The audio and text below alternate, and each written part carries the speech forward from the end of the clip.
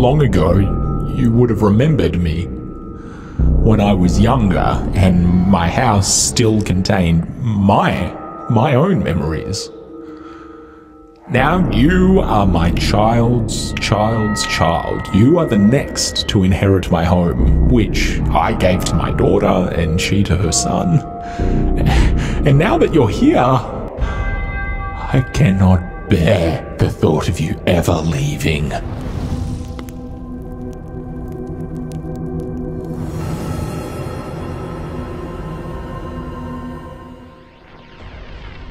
Ghosts terrify me like no other monster in all of human mythology. And I can't explain exactly why, but it's got something to do with their terrifying, creepy aesthetic, their ability to appear and disappear at will, and the fact that they mentally torment their victims by throwing things around the house or blowing out candles or opening and closing doors, which happen seemingly on their own. Thematically, ghosts touch on so many human anxieties to do with death, and yet there's something comforting in the idea that ghosts exist because they prove life after death. Ghosts make excellent, creepy combatants for your D&D campaign, and they can even act as the perfect villain at the center of your campaign or on a side quest that you want the player characters to become immersed within. To do this, we're going to follow 4 easy steps, which begin with reading about and learning about ghost mythologies throughout human mythology, but also modern day ghost stories. Step 2 is to explore the themes of ghosts, why ghosts are so terrifying to us, why ghost stories are so spooky, and how we can use that to our advantage against our players. Step 3 is to create the story of your ghost from your campaign, and all ghosts need a good story. And step 4 is finally to decide upon the stat block and create any extra rules we want around our ghost for when the player characters finally encounter them.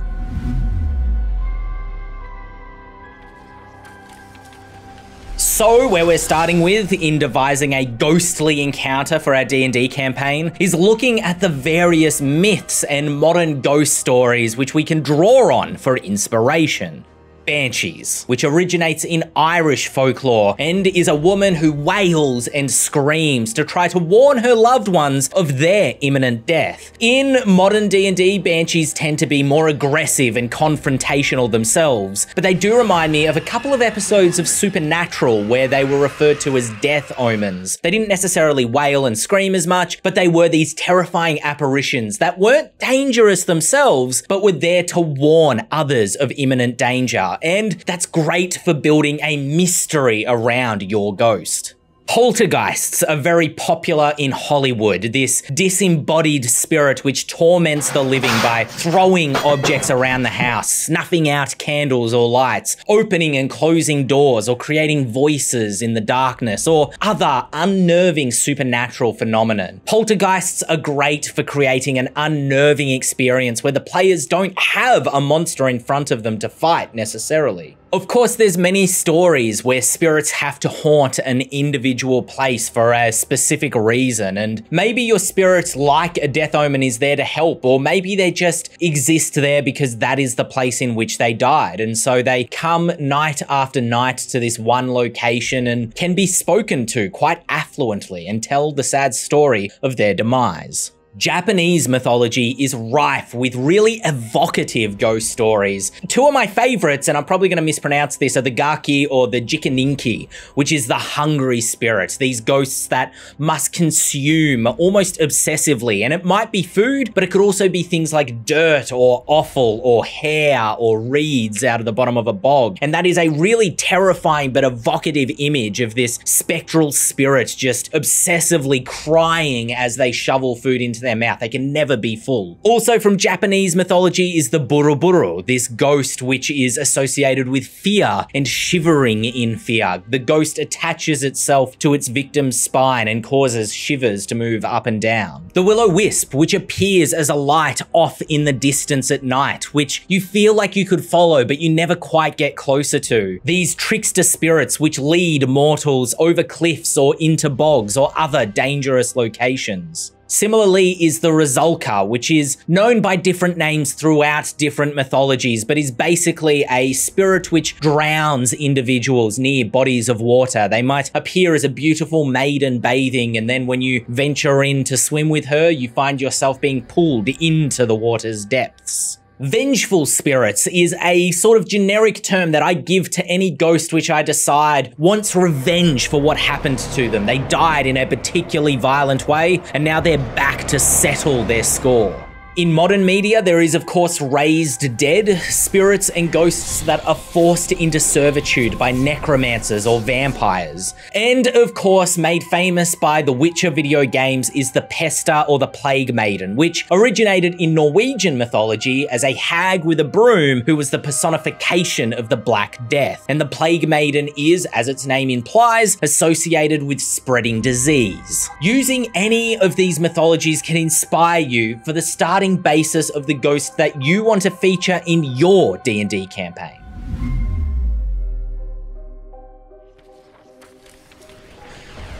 Of course, it's not just the appearance and the idea of a ghost that is going to frighten your D&D party, but leaning into the themes of what make ghosts terrifying. Ghosts obviously represent the theme of death. They are death personified. You are looking death straight in the face when you look at a ghost, and just to drill the point in home, I'm gonna say death 3 more times. Death, death, death. But more so than just the fear of dying, ghosts represent the fear of a slow death, of a violent death, of an unjust death. A ghost that has drowned may constantly vomit up water and bile. A ghost that was burned to death may bear the scars of their scorched skin and blisters on their body, and move in a way as if they are constantly in pain. And a ghost that was stabbed to death or received some other violent treatment might still bear the wounds on their body, stepping around with bloodied footprints. But more so, ghosts also represent the fear of grief, of losing a loved one, of not being able to make contact with them anymore. It's almost better if they were a ghost so that we could still reach out to them. And yet, seeing them in such a horrific state is petrifying. It shakes the soul to its very core. And so in your D&D campaign, the spirits that you feature may have a personal connection to one of the party members, or perhaps you have the NPCs who are the family of that ghost present in the story.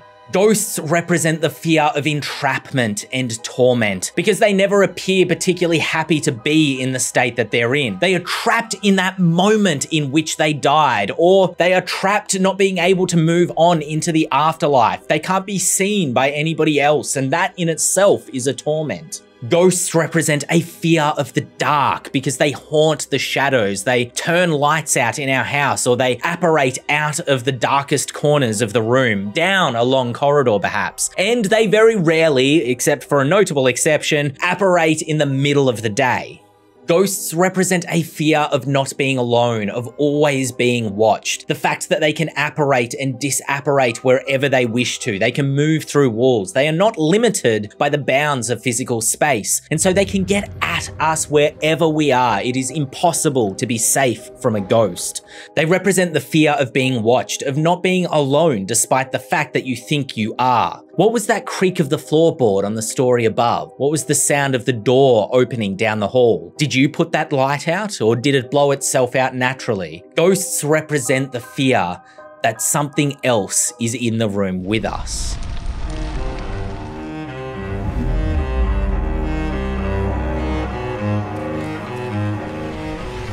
Now that we have some mythologies and ghost stories to draw inspiration from, and we know the themes that make ghosts frightening to behold, we can start to construct the story of the ghosts that appear in your D&D campaign specifically. And ghost stories are what make these encounters with spirits from beyond memorable for your players. Philip grew up on a farm with his 2 parents, and when he was of age, he moved into the city. There, he spent some time with some rough crowds and ended up owing the wrong people money. He retreated back to his family home, hoping to be safe, but the ruffians from the city followed him there, and one night, they burned him alive in front of his parents. Now, Philip's wraith haunts the farm, appearing as a scorched corpse, who torments his parents and screams at and burns anybody who tries to get close. Maybe your ghost is a will-o-wisp, which lures travelers out into the deep woods to show them where its body lay, or warn them about the beast which killed them. The ghost itself not actually dangerous, but the monster who created it much more so.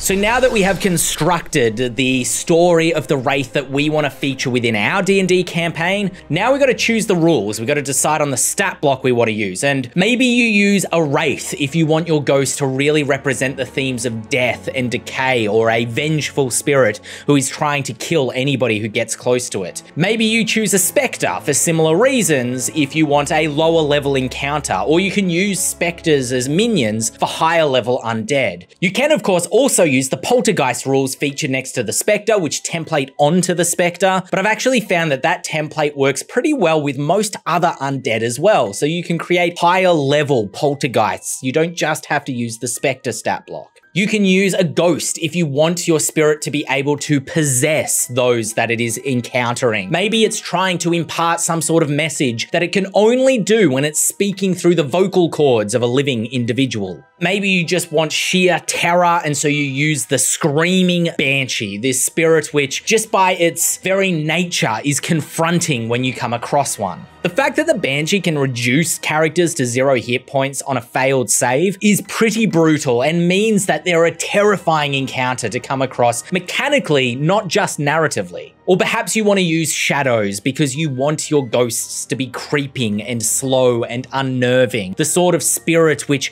attacks when nobody else is watching rather than running out and confronting the party directly. There are heaps of incorporeal undead stat blocks that you can use. There are a couple within the Monster Grimoire as well. You can use honestly any stat block which you think is going to fit in with your campaign. There are a couple of house rules which are central to the way that I run incorporeal undead and separate them from any other type of monster. The first, and probably the most important, is the fact that I give all incorporeal undead regeneration. They will always come back at the end of a fight. Reducing one to 0 hit points is simply not enough to kill it, because it's already dead. It cannot fall victim to mortal weapons or even damaging magics. And so there are only 3 ways to be able to destroy an incorporeal undead. First is if that spirit has been summoned by a vampire or a necromancer, someone is controlling them, then removing that controller by destroying them can cause that spirit to also disappear into the afterlife. Alternatively, you can destroy the remains of the spirit. If they're a ghost which haunts a specific place, maybe a house that they died in and their remains are buried on the property, exhuming those remains and burning them can cause the wraith to pass on to the afterlife as well. And third, you can resolve the spirit's unfinished business if they have any. Maybe your spirit is just angry and rage-filled and wants revenge and nothing will sate them, so you're going to have to find their remains to destroy them. But perhaps there is a way that you can find a way to peacefully move the spirit on into the afterlife, bringing those that murdered them to justice, or helping them have a sense of closure about their demise, assuring them that their family is still safe even though they are no longer around to protect them directly. What this regeneration rule does is it forces players to engage with the story of the ghost. They can't just walk up, reduce to 0 hit points, move on to the next thing. They have to find its earthly remains, or they have to engage in its story and help it resolve its unfinished business. And these create incredibly evocative and memorable side quests for your campaign, or they could even be the central quest of your campaign. There are other mechanical abilities that you can give your ghosts as well. I give almost every ghost the ability to turn invisible. I give them the ability to invoke illusions, even audible illusions that can be heard down a corridor. I give them the ability to perhaps teleport or just move on the ethereal plane, or I just DM fiat, wave my hand and go, now the ghost is over here, now they're over here. To evoke that feeling of the player characters see an individual walk into a room, they go down to investigate, and now the wraith is behind them instead of in front of them. Ghosts are scary because they're unpredictable, as we discussed, because they can appear anywhere. And so allow your ghost to appear anywhere.